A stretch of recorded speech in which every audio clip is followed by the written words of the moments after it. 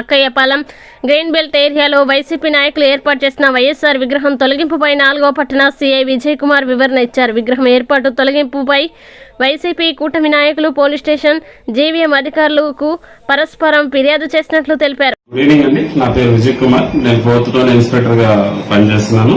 26/8/2024 నిన్న నైట్ 9 గంటల ప్రాంతంలో కూటమి నాయకులు నార్త్ కాన్స్టిట్యున్సీ సంబంధించినటువంటి 45-14 వార్డుకు సంబంధించినటువంటి నాయకులు పోలీస్ స్టేషన్ కి రావడం జరిగింది. ఒక రిపోర్ట్ కూడా ఇవ్వడం జరిగింది. అక్కయ్యపాలెం సిగ్నల్ పాయింట్ వద్ద జీవీఎంసీ గ్రీన్ బెల్ట్ లో ఎలక్షన్ కు బిఫోర్ వైసీపీ నాయకులు ఒక వైసీపీ జెండా స్తంభాన్ని ఆవిష్కరించినట్లు ఫిర్యాదులో పేర్కొన్నారు.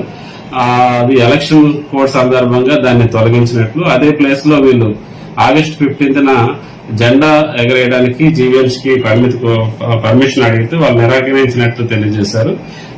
ఆదివారం, శనివారం ఈ 2 రోజుల సెలవు దినాల్లో ఈ వైసీపీ నాయకులు స్వర్గీయ రాజశేఖర రెడ్డి గారి విగ్రహాన్ని ఆ ప్లేస్ లో వితౌట్ ఎవరు పర్మిషన్ లేకుండా నిర్మాణం చేసినట్లు, అది వాళ్ళ కూటమి నాయకులు వాళ్ళ అభిమానస్తులు ప్రజల్లోన ఒక అంటే వాళ్ళ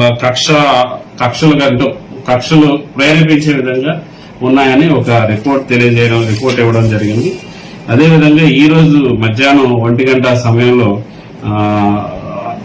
నార్త్ కాన్స్టిట్యున్సీ సంబంధించిన వైసీపీ లీడర్ 14 and 45 వార్డుకు సంబంధించిన వ్యక్తులు ఇంకా ఇతర నాయకులు కూడా పోలీస్ స్టేషన్ కు వచ్చి ఒక ఫిర్యాదు చేయడం జరిగింది.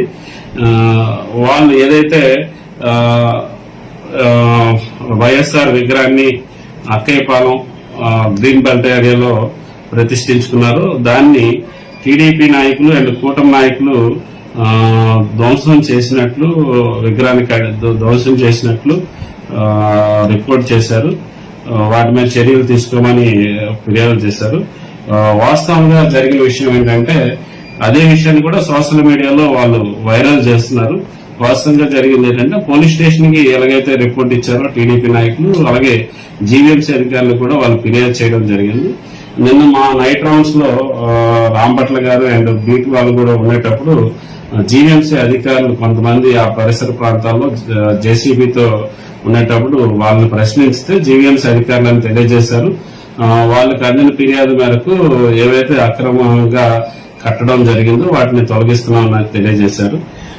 ఇది వాళ్ళకి అంటే జీవీఎంసీ అధికారులకు వచ్చిన రిపోర్ట్ మీద వాళ్ళు తీసుకునే చర్యలే తప్ప ఇది టీడీపీ సోషల్ మీడియాలో ప్రచారం అయినట్టు టీడీపీ వాళ్ళు గాని లేకపోతే కూటమి నాయకులు చేస్తున్న విధ్వంసం అయితే కాదు.